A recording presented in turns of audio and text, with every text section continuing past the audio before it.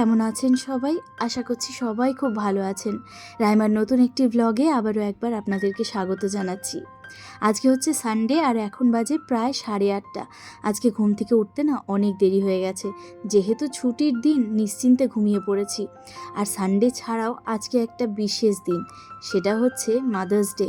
তাই যত মা রয়েছেন যারা আমার ভিডিও দেখছেন, যারা দেখছেন না, সেই সব মাদেরকে আমার তরফ থেকে অনেক অনেক প্রণাম, শ্রদ্ধা, ভালোবাসা। মারা কত কষ্ট করে আমাদেরকে বড় করে সেটা আমরা তখনই বুঝতে পারি যখন আমরা নিজেরা মা হই। তবে সত্যি কথা বলতে, যখন থেকে আমি নিজে মা হয়েছি তখন থেকে আমার কাছে প্রতিটা দিন মাদার্স ডে। কেননা আমি প্রতি মুহূর্তে ফিল করি যে একটা মা একটা বাচ্চার জন্য কি করে। তাই সবার জন্য একটা কথা বলবো, যতদিন মা আছে না ততদিন সেই মানুষটাকে সেলিব্রেট করুন। তো যাই হোক, এদিকে আমি সকালে যেহেতু উঠতে দেরি হয়েছে ওই জন্য সবার আগে একটুখানি চা করে নিয়েছিলাম, রিহানের খাবারটাও দিয়ে দিয়েছিলাম। আর একটুখানি চিকেন রাখা ছিল, তো সেটা দিয়ে একটুখানি আমাদের চিকেন স্যান্ডউইচ বানিয়ে নিচ্ছি আজকে। আর এখন জানেন তো, সকাল সকালই ভাত বসিয়ে দিচ্ছি। যেহেতু কুকারে সেদিন ওরকম সমস্যা হয়েছিল আর কুকারের ওই সেফটি ভাল্বটা না এখনও পর্যন্ত ঠিক করানো হয়নি, তাই কুকারে তো আর ভাত করতে পারছি না, তাই ডেকচিতে বসাচ্ছি। ডেকচিতে আমার ভাত হতে মোটামুটি 10 থেকে খুব বেশি হলে 15 মিনিট সময় লাগছে। প্রথমে হাই ফ্লেমে দিয়ে একবার ফুটিয়ে নিচ্ছি, নিয়ে আমি ঢাকা দিয়ে রেখে দিই ঘন্টা দুয়েক। তারপরে আবার একবার রিহানকে খাওয়ানোর আগে ফুটিয়ে নিই। তো ওই টোটাল 10-15 মিনিট হার্ডলি লাগছে। তো এইভাবে ট্রাই করে দেখবেন, ভাত খুব তাড়াতাড়ি হয়ে যায়। তো এদিকে আমি চিকেনটা বসিয়ে দিচ্ছি। আর আজকে আমার হাজব্যান্ড যাবে ওর নিজের বাড়িতে, কারণ আগামীকাল মানে সোমবার আমাদের ওখানে ভোট রয়েছে। আর আমার হাজব্যান্ডের দুজনেরই ভোটার কার্ড আমার শ্বশুরবাড়িতে রয়েছে। তো সেই জন্য ওখানেই ভোট দিই আমরা। তবে আমি রিহানকে নিয়ে যাচ্ছি না, কারণ রিহানের তো শরীরটা ভালো নেই, তাই ওকে নিয়ে আর একদিনের জন্য জার্নি করব না। আর সেই কারণেই ও যাচ্ছে একা একা। যদিও দুজনেরই ভোট দেওয়াটা খুব দরকার ছিল, কিন্তু কিছু করার নেই, আগে তো বাচ্চার শরীরটা দেখতে হবে। আর সেই জন্য সকাল সকাল ওঠা উচিতও ছিল, বাট আমরা সবাই ঘুমিয়ে পড়েছি। তো সেই জন্য কাজের একটু তাড়া লেগে গেছে। আর যেহেতু একদিন থাকবে না, তাই হয়তো আমি ভালো করে কালকে কাজই করতে পারবো না ঘরের। তাই আজকে একটু ভালো করে রুম ডিপ ক্লিন করে নেব।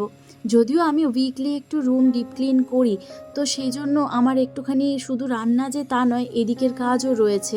আর এমনিতেও জানেন তো, রিহানের পাপা না থাকলে ওকে রাখাটা খুব মুশকিল। তো ওকে নিয়ে ডিপ ক্লিন করা বা ঘরের কোনো কাজ করাটা বিশাল টাফ ব্যাপার। আর এমনিতেই ওর পাপা না থাকলেও প্রচণ্ড কান্নাকাটি করে, খালি পাপাকে খোঁজে। তো সেজন্য আমাকে তখন ওকে টাইম দিতে হবে। তাই আমি চেষ্টা করছি যে আমার হাজব্যান্ড যতক্ষণে বেরোবে ততক্ষণে যাতে আমি ঘরটা একটু ডিপ ক্লিন করে নিতে পারি। আর ঘর পরিষ্কার না থাকলে দেখবেন নিজেরই কেমন একটা বিরক্ত লাগে। মানে আমার তো অ্যাটলিস্ট লাগে, আমার ঘর পরিষ্কার না থাকলে ভীষণ ইরিটেশন হয়। আর ঘর পরিষ্কার থাকলে দেখবেন কি সুন্দর একটা পজিটিভ ভাইব পাওয়া যায়, পজিটিভ এনার্জি আসে। দেখবেন যে কোনো কাজ করতে ভালো লাগে, মন ভালো থাকে। তো ওই জন্য না ঘর পরিষ্কার রাখাটা ভীষণ দরকার। আর সবথেকে বড় কথা হচ্ছে, ঘর যদি পরিষ্কার থাকে, মানে এটা ছোট থেকে শুনে এসেছি, যার ঘর পরিষ্কার থাকে সেই ঘরে মা লক্ষ্মী বাস করে। আর ঘর যদি নোংরা থাকে সেই ঘরে কিন্তু মা লক্ষ্মী ঢুকতে গিয়েও ঢোকে না। তাই জন্য ঘর পরিষ্কার রাখা খুব দরকার। তো আজকে যেহেতু হাতে সময় কম, তাই আজকে বিশেষ করে আমাদের বেডরুমটা ক্লিন করে নিলাম, কারণ আমি আর আমার ছেলে দুজনে বেডরুমেই থাকবো। একটা দিন তো ওই অফিস রুম, মানে যেটাতে আমার হাজব্যান্ড কাজ করে, ওই ঘরটাতে আমরা ঢুকবোও না। তো সেই জন্য ওই রুমটা আর পরিষ্কার করিনি। আর ওই রুমটা আমার হাজব্যান্ড এলে তখন চাদরটা তো চেঞ্জ করে আবার তখন ওই ঘরটা ক্লিন করে দেবো। তো বেডরুমটা ক্লিন করতে করতে দেখলাম যে মেঘ করে আসছে, সেজন্য ভাবলাম রিহানের জামা কাপড়গুলো আগে কেচে দিই। ওর জামা কাপড়টা ওর ডিটারজেন্টে আলাদা করে বালতিতে কাচা হয়, তাই ওইগুলো হাতেই যেহেতু কাচি, আগে কেচে ওগুলো মেলে দিলাম। আর তারপরে আবার চলে এসেছি বেডরুমের বাকি ডাস্টিং করতে। আজকে ওয়েদারটা ঠিকই রয়েছে, তো সেই জন্য ডাস্টিং করতে খুব একটা কষ্ট হচ্ছে না। আজকে জানেন তো, একবার ভেবেছিলাম যে এত তাড়াহুড়ো রয়েছে তাই আজকে আর ডিপ ক্লিন করব না। আমার হাজব্যান্ডও বলছিল যে আজকে ছেড়ে দাও, কি দরকার। কিন্তু ওই যে একটা হ্যাবিট হয়ে গেছে যে প্রতি উইকে ডিপ ক্লিন করতে হবে, না হলে জানি তো যে আবার গোটা উইক টাইম পাবো না। তারপর যখন 2 উইক পরে আবার মানে ঘরের দিকে তাকাবো, তখন দেখব প্রচণ্ড নোংরা। তো কি একবার উইকে যদি ডিপ ক্লিন করে নিই না, তাহলে গোটা উইকে নোংরাটা কম হয়, তো আমারই পরিষ্কার করতে সুবিধা হয়। তো সেই সব কথা ভেবেই আমি ডিপ ক্লিনটা করে রাখি। কিছু বাসন হয়েছিল সেগুলো সব ধুয়ে তুলে রেখে দিলাম। আর আজকে যা ডাস্টিং করা সেগুলো তো করলামই, তাছাড়া বাইরের ঘরে দেখলাম অনেক জায়গায় ঝুল হয়েছে, তো সেই সব ঝুলগুলো ঝেড়ে নিলাম। আর 2-1 দিন আগে আমার হাজব্যান্ড না রুমের যে ঝুলগুলো সেগুলো ঝেড়ে দিয়েছিল। তারপরে ফ্যানগুলো একটু নোংরা হয়েছিল, সেগুলোকেও সব ক্লিন করে দিয়েছে। তো শুধুমাত্র বাকি ছিল এই বাইরের রুমটা, মানে হলটা। তো হলের যা ঝুল সব আমি ঝেড়ে দিলাম আজকে। ঝাড়াঝাড়ি করে নিয়ে তারপরে এবার ঝাঁটা দিতে শুরু করব।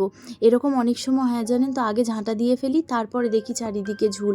তো তখন ওই যে স্বভাববশত আবার আমি করতে যাই, মানে ঝুল টুল ঝাড়ি নিয়ে আবার ডাবল করে আমাকে ঝাঁটা দিতে হয়। তো আজকে খুব টাইমে না আমি খেয়াল করেছি যে চারদিকে ঝুল হয়েছে, তো সেই ঝুলগুলো ঝেড়ে নিয়ে একেবারে ঝাঁটা দিচ্ছি। আমি যেমন সবসময় কিছু না কিছু কাণ্ড করতেই থাকি, আজকেও করেছি জানেন তো। রান্নাটা বসাতে গেছি, তখন জিরের কৌটোটা হাতে নিয়েছি, আর রিহান বোধহয় সামনে ছিল, কিছু একটা করতে গিয়ে আমার হাত থেকে একদম জিরের কৌটোটা ফসকে আর্ধেক কৌটো জিরে একদম সব নিচে পড়ে গেল। তো সেই জিরেগুলো দেখতে পেয়ে রিহান আবার খুব খুশি, ও ভেবেছে ওগুলো খেলার জিনিস, তো গোটা ঘরে ওগুলো ছড়িয়েছে। তো ও তো মোটামুটি গোটা ঘরে জিরেটা ছড়িয়েই দিয়েছিল, তাই ভাবলাম যে আর এর থেকে বেশি নোংরা করার আগে ঝাঁটাটা দিয়ে নিই, না হলে মানে মুশকিল হয়ে যাবে আমার ঘরটা পরিষ্কার করা। গত 2 দিন থেকে তো বৃষ্টি হচ্ছিল, তো কিছু জামা যেগুলো কেচেছিলাম না, শোকাচ্ছিলই না, তো সেগুলোকে ঘরের ভেতর রেখে রেখে শোকাতে হচ্ছিল। আলটিমেটলি সেগুলো সব রোদে দিয়েছিলাম, তো সেইগুলোকেই তুলে তুলে এনে ভাঁজ করে আবার আলমারিতে ঢুকিয়ে রাখছি। এই আলমারিটাতে ম্যাক্সিমাম রিহানের জিনিস থাকে। আর দেখুন আলমারিটার কি অবস্থা করেছে, মানে বাইরের দিকে গোটা আলমারিতে পেন্সিল দিয়ে দিয়ে দাগ কেটেছে। আর আমি জানেন তো বলেছি এখন ওকে পেন না দিতে, ওই পেনের দাগ করলে না একদম যায় না, তো সেই জন্য এখন পেন্সিল দিয়ে দাগ করে বলে ইজিলি চলে যায়। আর সবথেকে ভালো কথা, এই আলমারিটা আমাদের নিজেদের আলমারি, মানে এখানকার ম্যাক্সিমাম ফার্নিচারই তো আমাদের না, সব কিছুই ওনারের। তো কয়েকটা জিনিস রয়েছে যেগুলো খালি আমরা নিজেরা কিনেছি, তাই জন্য আমার খুব ভয়ে ভয়ে থাকি যে কখন কোন জিনিসেও দাগ করে দেবে। তো শুধু আলমারিটার ক্ষেত্রেই ভয় লাগে না, কারণ ওইটা আমাদের নিজেদের। মোটামুটি 90% কাজ আমার কমপ্লিট, ওদিকে রান্নাটাও হয়ে এসেছে। আর এদিকে আমার ডাইনিংয়ের যে ওয়াল হ্যাঙ্গিংগুলো রয়েছে সেগুলো সব একটুখানি ভালো করে মুছে নিচ্ছি কলিন দিয়ে। সংসারে মোটামুটি 90% কাজ আমার হয়ে গেছে, আর আজকে আমাকে ঘর মুছতে হয়নি, আমার হাজব্যান্ড মুছে দিয়েছে। আর এদিকে চিকেনটাও হয়ে গেছে, রিহানকে দিয়ে দিয়েছি খেতে, ওর পাপা ওকে খাইয়ে দিচ্ছে। তাই স্নান করতে যাওয়ার আগে একেবারে গ্যাসটা মুছে দিয়ে স্নান করতে যাব, যাতে স্নান করে এসে আমাকে আর নোংরা কাজ কিছু করতে না হয়। আমার একদম ভালো লাগে না স্নান করে এসে আর কোনো কাজ করতে, তাই যত কাজ বাকি থাকে সেগুলো সব আমি সেরে নিয়ে তারপরে স্নান করে নিই। তো আশা করছি এই ভিডিওটা আপনাদের ভালো লেগেছে, ভালো লাগলে একটা লাইক করে দেবেন। দেখা হচ্ছে আপনাদের সাথে পরের ভিডিওতে। টাটা।